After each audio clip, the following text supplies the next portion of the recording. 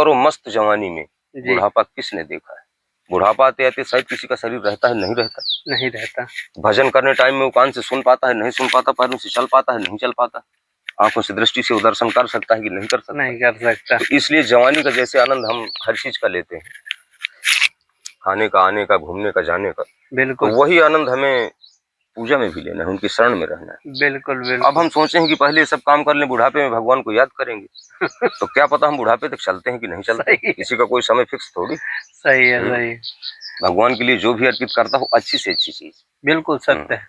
अब अपने खाने के लिए, अपने पहनने के लिए तो हम अच्छी चीज लेते हैं, भगवान के लिए होता है यार 10 रुपए कम कर दो, भाई उसमें क्यों कम करो, उन्हीं का सब कुछ है, उन्हीं के लिए कम करो, दिया तो उन्हीं ने। हाँ, अच्छी चीज पसंद आ गई, उसने बता दिया कि 250 का है, यार ये नहीं 150 वाला लेना। जो चीज अगर पसंद आ गई भगवान के नाम की, सब कुछ उन्हीं का है।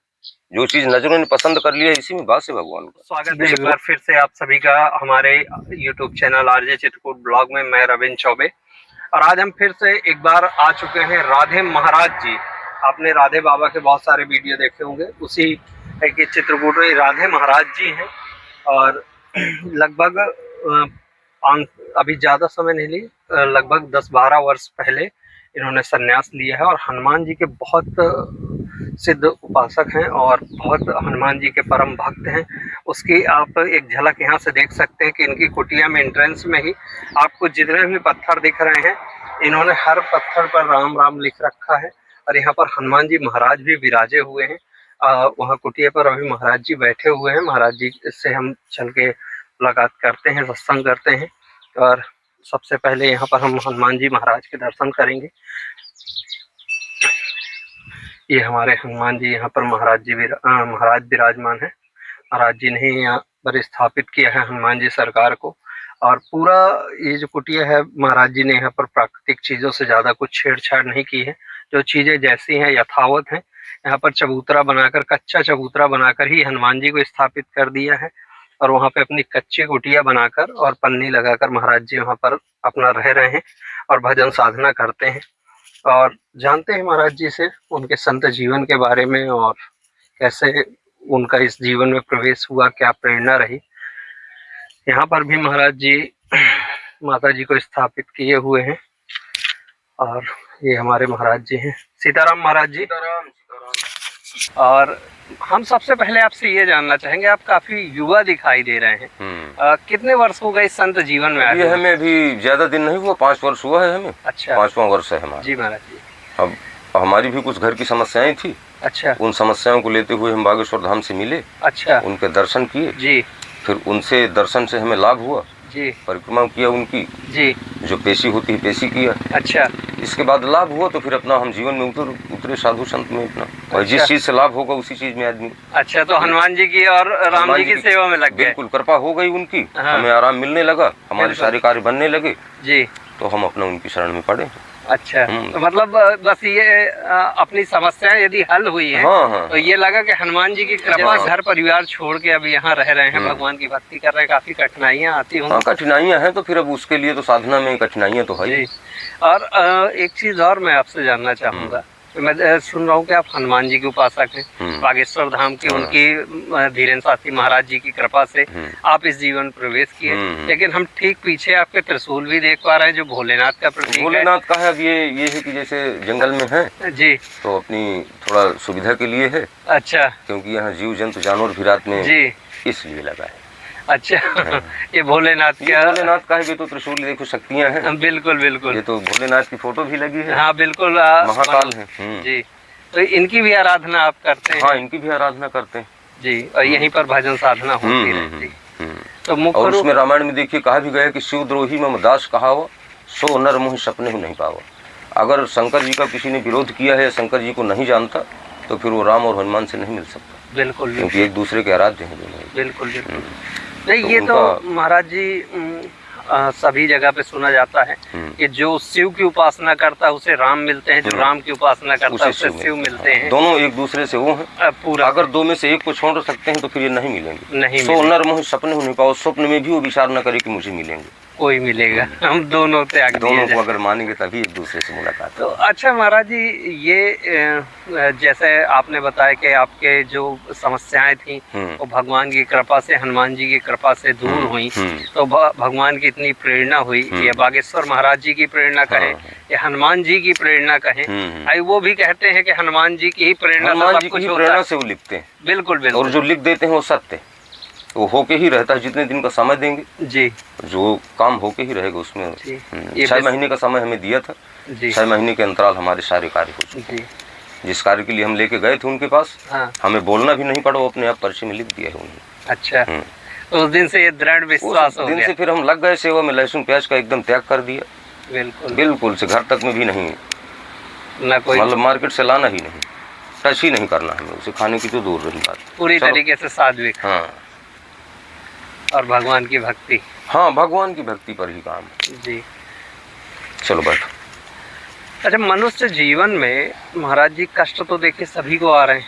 हाँ, कष्ट तो मनुष्य जीवन में रहेगा ही। चलो।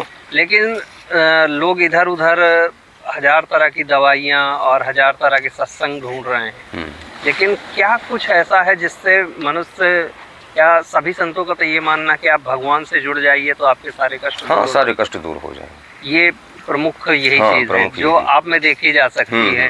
क्योंकि हमने स्वयं देखा हुआ है अपने उनकी ऊपर शरण में। आजमाया। इसके पहले हमारी इतनी सेवा नहीं थी, चल चला तू ऐसे अपना नहाया धोए, जैसे जी पूजा का कर्म है अपना कर लिए जी और बड़ी बड़ी की। फिर इसके बाद हम भी धीरे से विचार बनाए कि ये सृष्टि चल रही है, जिसने इसको चलाया है उससे मनन में रहें, बिल्कुल उनकी शरण में जाएं। बिल्कुल जब उनकी शरण में गए जी। तो फिर हमें उसी चीज़ का आभास होने लगा, जो चीज़ हम मन से, ज़्यादा संसाधन नहीं है। हाँ, अब भोजन प्रसाद भी अपने भोजन से ही, प्रसाद अब शाम को तैयार होगी, अपने से ही बनाना हाँ, पाना, अपने से ही बनाना। और कोई रहता नहीं और है। भी जैसे मूर्तियाँ आ गई, कोई दर्शन के लिए आ रहे हैं, हाँ जी, तो उनको जैसे लेट लपाट है, शाम हो रही तो फिर यहीं अपना प्रसाद पाओ, यहीं हाँ, विश्राम करो। हाँ। मतलब जो भी आते हैं उनके लिए भी जो हाँ, अपने पास हो सका, जो अपने पास है। हाँ फिर आता भी रहता है कुछ, हम अपना और व्यवस्था कर लेते हैं। जी। ये मतलब वक्त भी इधर हाँ, उधर से भक्त कर से भी जाते आता है, सहयोग भी आता रहता है। हैं। बिल्कुल बिल्कुल। नहीं, बहुत बड़ी कृपा है आपके ऊपर हनुमान जी महाराज की। हाँ, बजरंग बली की कृपा हमारे ऊपर बहुत तगड़ी है। क्योंकि वो उसी विश्वास उन्हीं की से कृपा आप से, उनके घर विश्वास छोड़ से, के हाँ, हाँ। और संन्यास मार्ग में आ गए। हाँ। ये एक अपने आप में बड़ी चीज है महाराज जी। और हम प्रसन्न भी हैं ना, यहाँ रह करके हमें प्रसन्नता भी, उनकी शरण में पड़े हैं जी। भोजन एक ही टाइम लें, लेकिन उनकी शरण में पड़े तो हमें हर चीज़ का विश्वास। इससे पहले क्या करते थे महाराज? इसके पहले वैसे कृषि कार्य में लगे थे अपना। अच्छा, अब इस जीवन में ज्यादा आनंद है? इस जीवन में हमें ज्यादा आनंद है। पहले वाले से ज्यादा पहले से आनंद। ज्यादा आनंद है। हाँ। इससे अपने भी सेवा कर पा रहे हैं, अपने लोगों भी की। सेवा, हाँ, 2-4 भक्त भी आते हैं, कुछ राम कथाएं हुई, राम चर्चाएं हुई, जी। तो मन भी शुद्ध और शांत रहता है। गांव घर में रह करके देखते हो आदमी इधर उधर, इससे अपना एकांत में जब भी होना है तो राम की ही चर्चा होना है। बिल्कुल। यहाँ और अन्यथा उस तरह का व्यक्ति नहीं आता। बिल्कुल। जो भक्त आएगा वो भाव से आएगा और राम जी की ही चर्चा करेगा। बिल्कुल बिल्कुल। और यदि हरी चर्चा में लगा रहे तो आदमी का जीवन वैसे ही सफल हो जाता है। इसमें कहा गया है कि इसमें ज्यादा आडंबर और उसकी जरूरत नहीं। जी महाराज जी। कलयुग केवल नाम आधारा, सुमिर सुमिर नर उतर ही पारा। जिसने सुमिरन कर लिया है उसका बेड़ा पार है। जो आडंबर कर रहा है, ड्रामे कर रहा है, वो तो आडंबर इस समय नहीं लिया गया। सिर्फ मन से उनका ध्यान लो, मन से मन का तार मिला दो, वही पूजा है, वही सेवा है। बिल्कुल। वो उनका कहना ये नहीं कि तुम हमारे आडंबर में बैठो, भोजन नहीं बन रहा, खाना नहीं खा रहे हो, रिश्तेदारों से नहीं मिल रहे हो, आडंबर की आवश्यकता नहीं।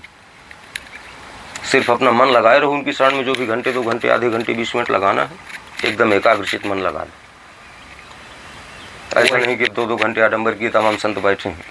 भाई हमें भगवान से तो शक्ति उनको सबको बराबर मिलती। जो आधे घंटे भी उनके शरण में कर रहा है, जो 4 घंटे कर रहा है, वो भी वही चीज़ है।